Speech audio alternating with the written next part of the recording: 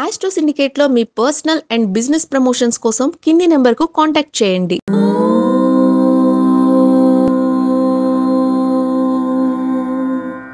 ఓం శ్రీ గురుభ్యో నమః. హరి ఓం. అర్ధకాయం మహావీర్యం చంద్రాదిత్య విమర్ధనం సింహికా గర్భ సంభూతం తం రాహుం ప్రణమామ్యహం. అందరికీ నమస్కారం. గోచారంలో రాహు యొక్క ప్రభావం మనకి ఎక్కువగా ఉంటుంది. అంటే ఈ యొక్క ధూమ్రవర్ణంలో ఉండేటువంటి రాహు, ధూమ్రవర్ణం, ధూమ్రగంధం, ధూమ్రపుష్పం, ధూమ్రమాల్యాంబరధరం, ధూమ్రఛత్ర ధ్వజ పతాకాదిశోభితం, దివ్యరథ సమారూఢం.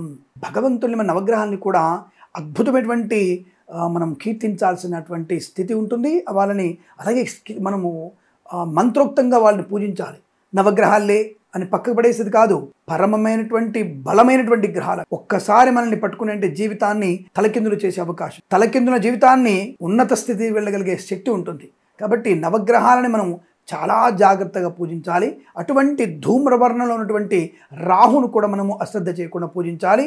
మనకి రాహు యొక్క ప్రభావం మన జాతకంలో ఉన్నాం అంటే ఏమవుతుందంటే వస్తువులు పోగొట్టుకోవడం, చివరిదాకా పని అవుతుంది అనుకున్న టైంలో టక్కున ఆగిపోవడం, వెనక్కి వెళ్ళిపోవడం. ఇక వివాహం అవుతుంది, ఇంకా మన నిశ్చయితాంబూలాలు పుచ్చుకోవాలి, ఇంకా హాల్ బుక్ చేసిన తర్వాత అబ్బాయి ఎటు వెళ్ళిపోవడం, అమ్మాయి ఎటు వెళ్ళిపోతుంది, లేదా గందరగోళం అవుతుంది, నాకు ఇష్టం లేదంటారు. ఇక పరీక్షలకి పూర్తి సన్నద్ధం అవుతారు, పరీక్ష రాసే టయానికి కంగారు మొదలవుతుంటుంది, లేదా ప్రెజెంటేషన్ సరిగ్గా రాకపోవడం. విద్యలో అసలు తెలియకుండానే అసంపూర్ణంగా విద్యని పూర్తి చేస్తారు, లేదా విద్యలో ఆటంకాలు ఏర్పడతాయి. అరే ఇంటర్మీడియట్లో బ్రహ్మాండ ర్యాంక్ వచ్చిందండి, ఇంజనీరింగ్ చేరిపోయాడు, ఇంజనీరింగ్ చేరిపోయిన తర్వాత సెకండ్ ఇయర్లో పూర్తిగా అన్ని బ్యాక్లాగ్స్ వచ్చాయండి. అంటే విద్యలో ఏ మార్పుకి, విద్యని పక్కకు నెట్టివేసేటువంటి వ్యాపకాలు పెరగడానికి, కామరూపాలు పెరగడానికి, ప్రేమ కలాపాలు ముందు తేలడానికి, అలాగే దుష్టుల సావాసం కోసం వీడే కారకుడు అవుతాడు. రాహుగ్రహమే కారకుడు. కాబట్టి రాహుగ్రహ శాంతి కొరకు మనము తప్పకుండా ఈ యొక్క నవగ్రహాలలో దేవాలయానికి వెళ్ళిన తర్వాత ఈ సూర్యుని యొక్క స్థానం నుంచి నైరుతి దిగ్భాగే, సూర్యస్య నైరుతి దిగ్భాగే రాహుగ్రహం ఆవాహయామి, స్థాపయామి, పూజయామి. ఇలా ఆ గ్రహాన్ని మనము షోడశ ఉపచారాలతో పూజించాలి, భక్తి శ్రద్ధలతో పూజించాలండి. ఏ గ్రహాన్నైనా సరే చాలా శ్రద్ధ ఉండాలి. ఈ రోజు కూడా మనము ఆదిత్యాయ, సోమాయ, మంగళాయ, బుధాయ చ గురు శుక్ర శనిభ్యస్య రాహవే కేతవినమ అనేటువంటి ధ్యానంతో పూజించవచ్చును. నవగ్రహాలకి 9 ప్రయత్నం చేసుకోవచ్చును. తప్పకుండా నవగ్రహాలు కలిపి ఒక దీపం పెట్టవచ్చును. సరే, ప్రస్తాంశంలో రాహుప్రీతి కొరకు మనము తప్పకుండా ఈ యొక్క నవగ్రహ దేవాలయంలో నైరుతిలో ఉన్నటువంటి రాహుని షోడశోపచారితంగా పూజ చేసి, పంచామృతంలో అభిషేకం చేసి, గంధాభిషేకం చేసి, అలాగే స్వామివారికి ప్రియమైనటువంటి ఈ కచ్చకాయ రంగు వస్త్రాన్ని, అంటే గ్రే కలర్ వస్త్రాన్ని స్వామివారికి అలంకరణ చేసి స్వామివారి యొక్క అనుగ్రహాన్ని పొందుకోవాలి. మనకు సూత్రం చెప్పబడింది. సూత్రంలో ఎలా పూజించాలి, ఏం పెట్టాలని చెప్పబడింది. ఆ సూత్రం ఏమిటంటే శనేశ్చరం రాహుకేతు లోహపాత్రేషు విన్యసేత్, కృష్ణాగురు స్మృతో ధూపో దక్షిణాచ సుశక్తిత, నాగస్తు దేవత తత్ర గూఢాన్నేన బలిం హరేత్. ఈ సూత్ర ప్రకారంగా స్వామిని మనం ఎలా పూజించవచ్చు, అసలు ఏం నివేదన చెప్పబడింది అంటే శనీశ్వరుడికి, రాహుకి, కేతువి ఒకే రకమైనటువంటి పూజా విధానాలు ఉంటాయి అన్న విషయాన్ని గుర్తించండి. అంటే మనం ఇప్పుడు స్వామిని ఎలా పూజించాలి అన్న విషయంలో ఏ పుష్పాలు వేయాలంటే శంకు పుష్పాలు ఉంటాయి మనకి. ఏవి శంకు పుష్పాలు? ఈశ్వరుడికి వేసే పుష్పాలు ఉంటాయి. కచ్చకాయ రంగు పూలు, నలుపు రంగు పూలు, వంకాయ రంగు పూలు ఉంటాయి కదా, ఆ పువ్వులతో స్వామివారిని అర్చన చేయాలి, అష్టోత్తర నామాలతో పూజించాలి. రాహుగ్రహానికి మూలమంత్రం ఉంటుంది. కయానశ్చిత్ర అభువదూతి సదా వృధ సఖా కయా చచిష్టయా వృత. ఇది వైదిక మంత్రం. ఈ మంత్రాన్ని వేద పండితులతో జపం చేయిస్తూ స్వామివారికి షోడశోపచారంగా పూజ చేసి అష్టోత్తర నామాలు చెప్పి గుఢాన్నం అంటే స్వామివారికి గుఢాన్నము పెట్టాలి. అలాగే మినప గారెలు పెట్టాలి. మరి స్వామిని ఏ రోజు పూజించాలి అని అడిగితే విశేషమైనటువంటి రోజులు ఉంటాయి కదా, అన్ని నక్షత్రాలు అన్ని గ్రహాలకు ఉన్నాయి కదా, మరి ఈయన ఏ నక్షత్రంతో మనం పూజించాలి అని అడిగినట్టయితే ఇక్కడ చాలామంది రాహుకి మంగళవారం చెప్తారు, బట్ నేను రాహుని శనివారం రోజు చెప్తాను. కేతువు మంగళవారానికి ప్రశస్తము. అంటే కేతు కుజుల యొక్క భావాలు ఒకేలా ఉంటాయి, ఇక్కడ శని రాహు యొక్క ప్రభావాలు ఎక్కువగా ఉంటాయి. కాబట్టి నేను రాహుని శనివారం పూజించమని చెప్తాను, నేను కేతువుని మంగళవారం పూజించమని చెప్తాను నేను.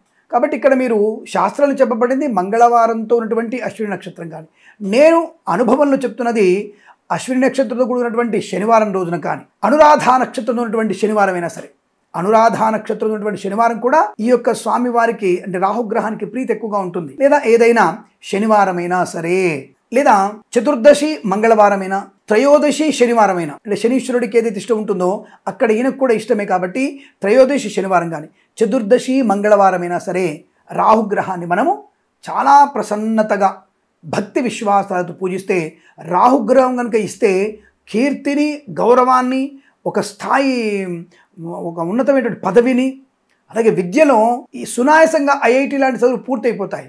ఘనాపాఠులందరికీ కూడా సునాయాసమైనటువంటి ఘనాంతం పూర్తవుతుంది. రాహును పూజిస్తే మీకు వేద విద్యార్థులందరికీ కూడా తప్పకుండా వేదాధ్యయనం కోసం రాహుని ఎక్కువగా పూజిస్తే తప్పకుండా బుద్ధిలో మంచి స్ఫురణ కలిగిస్తాడు. అలాగే మంచి మరుపు లేనటువంటి విద్యను ప్రసాదిస్తాడు, జ్ఞానాన్ని కలిగిస్తాడు, ఉత్తమమైనటువంటి ఆలోచనను పెంచుతాడు. కాబట్టి ఘనాంత పరీక్షలు ఇవ్వాలనుకున్న వాళ్ళు కూడా రాహుగ్రహ ఈ యొక్క పూజ చేసుకోవడం, రాహుగ్రహ జపం చేయడం, ఈ రోజులలో మీరు రాహుని కనుక షోడశోపచారితంగా పూజ చేసినా అనుకూలంగా ఉంటుంది.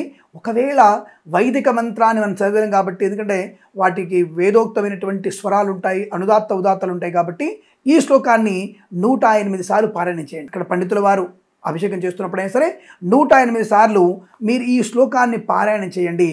అదే శ్లోకం అంటే అనంత విభవాయైవ పరేషాం పరరూపిణే శివపుత్రాయ దేవాయ గుహాగ్రజాయ తే నమః అన్న శ్లోకాన్ని మీరు 108 సార్లు పారాయణం చేయండి. ఈ శ్లోకాన్ని మీరు 108 సార్లు పారాయణం చేయండి. రాహువుకి అత్యంత ప్రీతైనటువంటి శ్లోకం.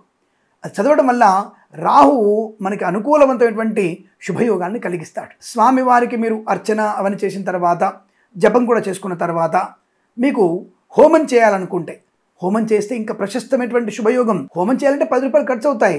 మరి హోమం కూడా చేయాలనుకుంటే మీ విద్యార్థుల కోసం, మీ యొక్క పిల్లల కోసం, తప్పకుండా వృత్తి ఉద్యోగ వ్యాపారాల కోసం తప్పకుండా ఈ హోమం కూడా చేసుకుంటే చాలా మంచిది కదా.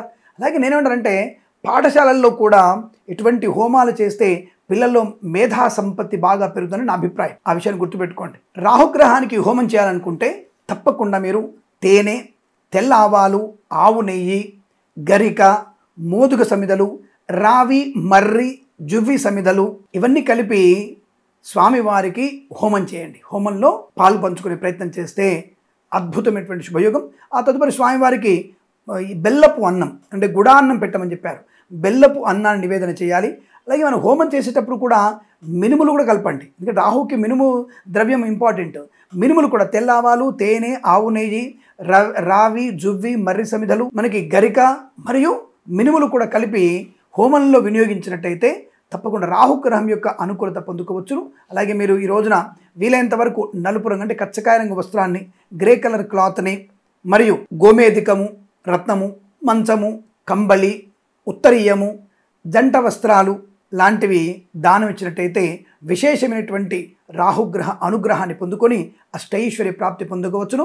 గోచారీత్య కానీ దశాంతర్దశలో కానీ రాహుగ్రహ స్థితి మనకి ఇబ్బంది కలిగిస్తున్నప్పుడు ఇటువంటి చేసుకోవడం వల్ల రాహు యొక్క అనుకూలతని పొందుకొని జనాకర్షణ, జన వశీకరణ శక్తి పొందుకునేటువంటి అవకాశం ఉంటుంది. వృత్తి ఉద్యోగాదుల్లో విద్యలో రాణింపు ఖచ్చితంగా ఉంటున్న విషయాన్ని గుర్తించండి.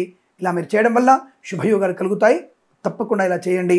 అలాగే మన ఛానల్ని 10 మందికి తెలియజేసే ప్రయత్నం చేయండి. సబ్స్క్రైబ్ చేయండి, లైక్ చేయండి, షేర్ చేయండి. మీ స్టేటస్లో వెంటనే మన యొక్క ఛానల్ని మీ స్టేటస్లో పెట్టుకుంటే చాలా మంచిగా తెలియజేసుకుంటూ సర్వే జన సుఖినో భవంతు. ప్రేమతో మీ కిరణ్ శర్మ.